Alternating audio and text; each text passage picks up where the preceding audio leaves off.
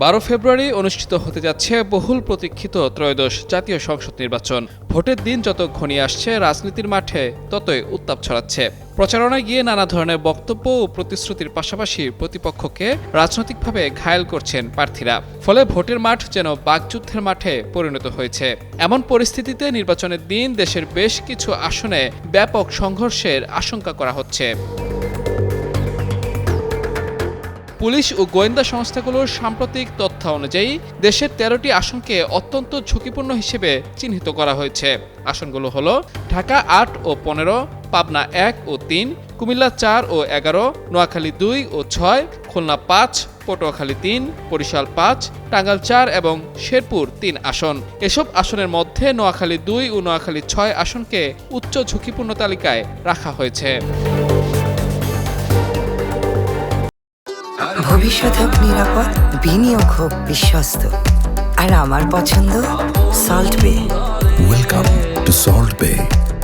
আসন্ন নির্বাচনে ঢাকা 8 আসনে প্রতিদ্বন্দ্বিতা করছেন বিএনপি মনোনীত হেভিওয়েট প্রার্থী মির্জা আব্বাস। তার সবচেয়ে জোরালো প্রতিপক্ষ হিসেবে আছেন জামাত নেতৃত্বাধীন 11 দলীয় জোটের প্রার্থী নাসির উদ্দিন পাটোয়ারি। আসনটিতে অন্যান্য প্রার্থীরা থাকলেও নির্বাচনের আগে এই দুই প্রার্থীর মধ্যে দফায় দফায় কথা লড়াই দেখা গেছে।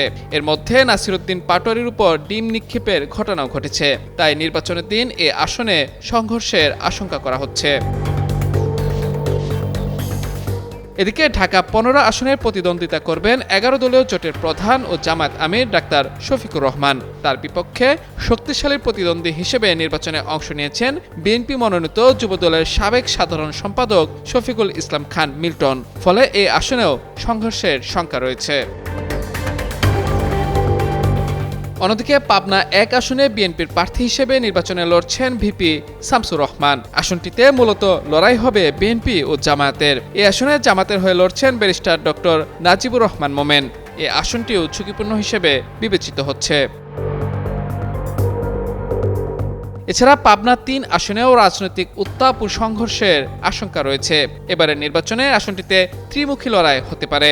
পাশাপাশি পটুয়াখালী 3 আসনে গণ অধিকার পরিষদের সভাপতি নুরুল হক নূরকে বিএনপি সমর্থন দিলেও আসনটি উত্তপ্ত হয়ে আছে বিএনপির বিদ্রোহী প্রার্থী হাসান মামুন এর জন্য। এর মধ্যে মামুন ও নূরের সমর্থকদের মধ্যে কয়েক দফায় সংঘর্ষ হয়েছে। এছাড়া হাসনাত আবদুল্লাহর কুমিল্লা 4 আসনে সংঘর্ষের শঙ্কা রয়েছে। কারণ আসনটিতে হাসনাতের করা রিটের প্রেক্ষিতে মনোনয়ন বাতিল করা হয় বিএনপি প্রার্থী মঞ্জুরুল আহসান মুন্সির। তাই নোয়াখালী 2 ও 6 আসনের মতো এ আসনটিও সর্বোচ্চ ঝুঁকিতে রয়েছে। ঝুঁকিপূর্ণ এসব আসনে নিরাপত্তা নিশ্চিত করতে নির্বাচন কমিশন ও আইন প্রয়োগকারী সংস্থাগুলো বিশেষ নজরদারির পরিকল্পনা করেছে। মাহমুদুর রহমান, যুগান্তর নিউজ।